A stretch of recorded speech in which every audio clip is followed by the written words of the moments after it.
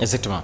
Alors Momo dañuy dikkaat tuuti ci li nga xam ne moo bees ci procès ki nga xam ne nag moo di Bougane Gueye Dany ñeel li nga xam ne nag moom moo di jàkkaarloo ak ki nga xam ne nag moo di juge bi ba tey sunu naataangoo yi nekk fële ca Sénégal dañ si dikk ci anam bi nga xam ne nag moom moo gën a détaillé mbir mi ñu ngi xamal ni bi 12h30 jotee.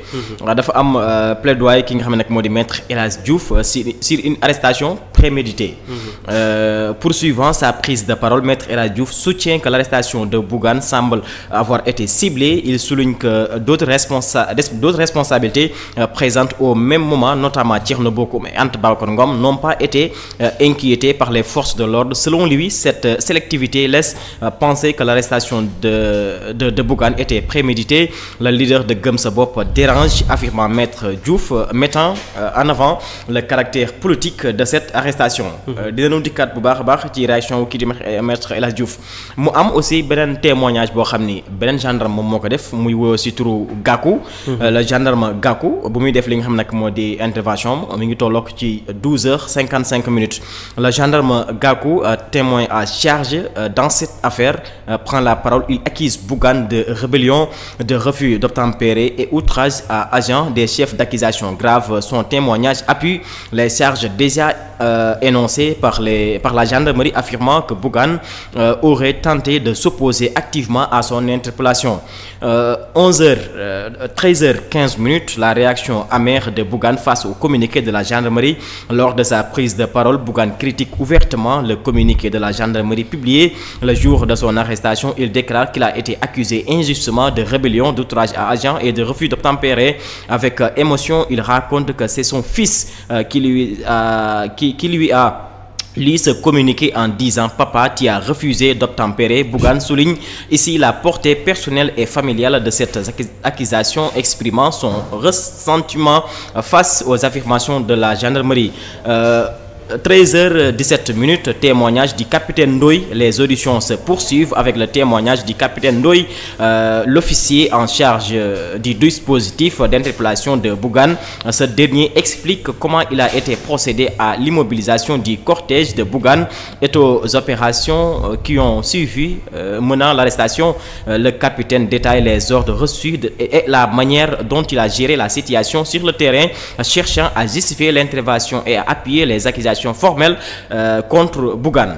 Donc mu nekkaat leneen lu bees ci boobule audience ñu ngi nuy xamal ni bi 11h wala bi 12h30 jotee la maître El Hadji Diouf jël li nga xam ne nag moo di parole dina xamal ni carrément arrestation kii di Bougane Gueye Dany la daanaka dañ ko nasoon ba nocci ndax bu ñuy teg loxo ki nga xam nag moo jiital Gëm Sa Bopp Anta Babacar mi ngi fi woon Thierno Bocoum mi ngi fi woon waaye donc ñoom kenn lijjantiwu leen mu mel ni Bougane Gueye Dany ci wàllum politique dafay déranger nguur gi nga xam ni actuellement moom moo fi nekk donc moom jàpp nañ mbirum politique moo tax ñu teg loxo kii di Bougane Gueye Dany bi 12h55 jotee benn gendarme buy wuyoo ci gendarme Gakou daal di ñëw di ñu expliquer carrément Bougane dañ ko teg loxo ndax dafa bañ nangu def ordre yi nga xam ni moom la ko gendarmerie bi doon dictal donc moom dafa taxaw pour leeral bu baax a baax li nga xam ne nag moom moo fa am donc moom Bougane dafa jàpp ne aussi dafa doon opposé wu ci interpellation bi nga xam ne moom la ko gendarmerie daal di def. alors bi 13h15 jotee mu nekk réaction ki nga xam nag moo di Bougane ci communiqué bi gendarmerie génnee woon moom nag mu ngi xamal ni boobule communiqué doomam moo ko daal di liiral di ko wax naan papa lan moo tax nga bañ def li nga xam ni moom la gendarmerie daal di wax donc moom jàpp na ni carrément boobule communiqué dëppul ak li nga xam ne nag moom moo di yoon. 13h17 bu mu jotee kii di capitaine Ndoye moom mi nga xam tey jii moom moo géré woon boobule dispositif si la daal di dikk pour leeral anam bi nga xam ni moom la géré boobule situation actuellement donc kii di capitaine Ndoye moom moo nekk di yor li nga xam nag moo di kàddu gi. alors moomoo loolu moo yees ci li nga xam ne nag moo di procès bi dox ci diggante Bougane Gueye Dany mi jàkkaarloo actuellement juge bi fële ca Tamba dañu doo rek si El Hadji Diouf maître El Hadji Diouf moom jàpp na ni carrément arrestation bi. C'était prémédité. waaw loolu de jarul sax ma si sonn xam naa ne damay bàyyi nit ñi ñu apprécier seen bopp. par rapport ak situation boobu mais bon soo nekkee un homme politique bu fekkee ne tey am nga jafe-jafe même bu doon beneen mbir la sax di nga jéem a gëmloo opinion bi que li xew nii mooy nguur gi fi nekk dañ ma bëgg a liquider mais jàpp naa ne su fekkee dañu sukkandiku sur des faits gëm naa ne mënoo taxaw ci kanamu Sénégalais di leen wax ne non lii lu ñu préparé la wala et puis mooy li may wax ne c'est-à-dire ñoom il complique les choses mooy tey jii mbir mi ñoom dañu nekk di jàkkaarloo ak gendarmerie parce que dafay am tey jii honneur u gendarmerie moom mooy mujj nekk en jeu mooy tey ñoo xamante ne ni ay liggéeykat lañu mais gendarme la seen yoon newul ci ay parti tel wala parti tel bu fekkee ne ci réewu yoon lañ nekk bu fekkee ne am na situation boo xam ne nii moom moo am gendarmerie ñëw taxaw arrêté la ne la ñun de dañu jot ay ordre yu jógee suñu supérieur nga bañ na taxawoo nga ñu ñëw taxaw ne la sëñ bi mënoo dugg nga ne da ngay forcer dugg ba la ciy xew-xew ci ñu bëgg laa jàpp nga xëccoog ñoom bañ jàpp la dugal ci biir oto jàpp naa ne mais ces faits là lu gënoon simple balaa dara mooy d'accepter ces faits ba noppi mooy li ma lay wax ne la maanaam homme politique ku mel ni Bougane par exemple xam nga piège bi ñuy dugg mooy ñoom dugal nañ seen bopp foo xamante ne tey li leen ci war a mën a génn mënatuñ ko def mooy yow mënoo génn keroog sa avocat ci boppam taxaw tuumaal gendarmerie yow nga bëgg a taxawaat ci baar bi ne non j'accepte que man maa def nangam ak nangam maanaam ñoom ils ont plus le choix leen lañ mën a def mooy nier et pour noonu foofu la danger bi nekk moo tax ma ne la sànq da ngay jël avocat boo xam ne parfois du la ci génne mais daf lay gën a dugal parce que yow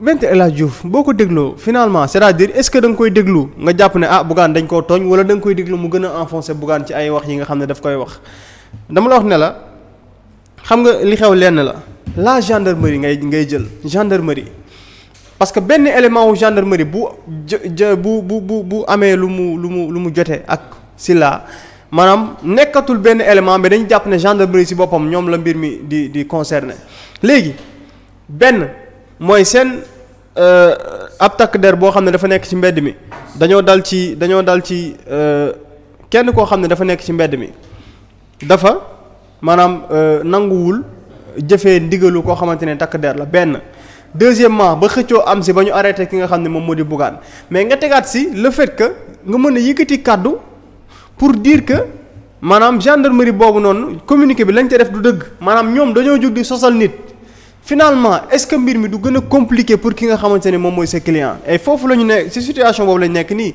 mais weddi gi du yomb bu fekkoon ne weddi gi tey amul preuve boo xam ne moom moo palpable luy prouver li ngay wax jàpp naa ne mën na xaw a jaxasoo mais tey ay vidéo moo leeral vidéo moo wane ne Bougane dañ laa wax ne amoo droit jàll nga jàll vidéo moo wane ne bañ la bëggee jàpp nangu woo parce que nit ku ñuy jàpp nga nangoo dugg ci biir oto parce que bu ñu lay jàpp monsieur arrêté nañ la duggal ci biir oto bi nga dugg loolu xëccoo du fa am mais boo demee ba ay gendarme ñaar ba ñett ba ñeent loolu lu ko ëpp di buuxanteeg yow pour dugal la ci biir oto mooy da nga bañ donc loolu aussi c'est des faits yoo xam ne malheureusement mënoo ko weddi léegi nag mënoo dem ci kanam yoon ñu ne la wala yaa def nangam ak nangam ak nangam choix ngay am soit da ngay accepter wala nga bañ soo bañee da nga naan defuma ko ut lay goo xam ne moom ngay layalee mais je pense que c'est impossible quasiment impossible Bougane mën a teggi tuuma yooyu nga xam ne nii moom lañ teg ci kawam et je pense que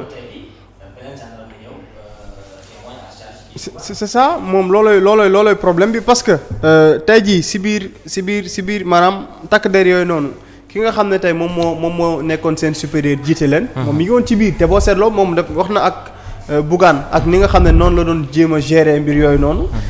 jàpp naa ne daal situation la boo xamante ne nii gisuma lan moo ko war a mën a muccal ci condamnation léegi nag condamnation mën na nekk lu nekk mën na doon amende mën na nekk. sursis je sais pas mais li ma leer ba leen moom mooy condamnation fu ñu jaar day am. alors yow aussi Vito nan nga jàngatee aussi. li ma jaaxal Bougane mu ne doom ji. waaw doom ji moo lire communiqué bi. mais doom ji ban heure la dem Bakel wala Tamba. ak doom ji ban heure la gis communiqué bi. non parce que Bougane il était pas dans la voiture avec son fils. Normalement. parce que man d'après lépp loo xamante ne relaté nañu fee. maa ngi soog a dégg tey. waaw ñu ngi si soog a dégg turu doomu Bougane bi. ci wax ji. mais ban heure la doom ji rejoindre Tamba. ba di ko liiral communiqué bi mais je pense que ne Bougane xanaa. ñemewul def convoi boo xamante ne vraiment da koy yóbbu. ba pare di dugal doomam ci biir oto bi. je pense pas que loolu mën na nekk. mais ci ban moment la ko doom ji rejoindre ba bay lire communiqué bi. loolu it c'est une question à se poser. ci Bougane Gueye. mais ni ma ko waxee woon depuis le début ñoom seen défense. ligne bi ñu ko jëloon c'était clair. jour bi Maître El Hadji Diouf taxaw. ba geesu ci ginnaaw. ne xaw ma lan c'est des lan il faut les dégager booy romb naan leen Sonko. ñoom waxoon nañ nit ñi fan la ñuy taxaw ba pare. mais coow li du dara lu dul vidéo yi existé. vidéo yi existé moom mooy coow li te c'est le deuxième gendarme. qui vraiment témoigne à charge. par rapport ak li nga xamante ne moom la Bougane Gueye def. Bougane Gueye bu gendarme yi témoigner à charge. yow nit ñi le commun des citoyens wala le commun des sénégalais ñëpp gis nañu vraiment li xew ci vidéo yi. léegi yow say avocat bu ñu ñëwee bëgg jël beneen yoon. par rapport ak li fa xew te ñëpp peut-être ñëpp gis nañu li xew. ku ci ne am na benn avis boo am par rapport ak vidéo yi xew. est-ce que Bougane dafa rebelle wu wala Bougane dañu ko jàpp wala dañu forcer jàpp ko. wala dañu ko jox ordre boo xamante ne moom daf ko bañ a vraiment exécuter. loolu ñëpp gis nañu sénégalais yëpp gis nañu li xew. léegi je pense que gendarme yi témoigner. ku ciy témoigner defe naa ne tu vas témoigner à charge. contre Bougane Gueye Dany. maintenant est-ce que lii ñuy def ñoom par rapport ak seen avocat yi est-ce que du gën a dugal. seen client loolu c'est une question à se poser parce que ñoom pour se rappeler. jour boobu taxaw nañu ne gendarmerie li mu wax dara du ci dëgg. communiqué bi dañu sax sosal Bougane loolu lañ ci yokk. ne li ñu wax ne Bougane dafa refuser obtempérer dafa rebeller wu face à la gendarmerie. ñoom nee nañu loolu dara amu ci. léegi est-ce que du gendarmerie vraiment dama koy waxee noonu mais est-ce que du ñoom seen crédibilité. par rapport ak Bougane nekkul seen crédibilité mu ngi en jeu parce que buggee da ngeen def benn communiqué teg ko ba pare ka ngeen di communiqué ne lii ñu may waxal yépp amul te mu doon benn institution vraiment bu def loolu te ñëpp tamit gis vidéo yi est-ce que ñoom procès bi defuñ ko un combat ça aussi c'est une question mais ñoom Bougane Gueye Dany ses avocats ni ñu jël nii est-ce que dañuy jéem a dugal seen client wala dañ koy jéem a génnee ci pax mi loolu tamit c'est d'autres questions à se poser mais ni ñuy gën a demee procès bi di gën a dem ñuy gën a xam lan moo fa xew mais su ma doon Bougane damay ñëw plaider clémence mais defe naa ne ça c'est en l'encontre ça va à l'encontre de la personnalité même de la personne ku xam Bougane xam ne vraiment koo xamante ne la ku mën a dem vers loo xamante ne combat la koy tuddee wala lu mu gëm te moom li mu jàpp ne Ousmane Sonko mooy nawleem wala mooy naataangoom ci wàllum politique ba jour bañ leen di jàpp ñu ne woowuñu waali ñoom woowuñu nangam ni ñu ko doon waxee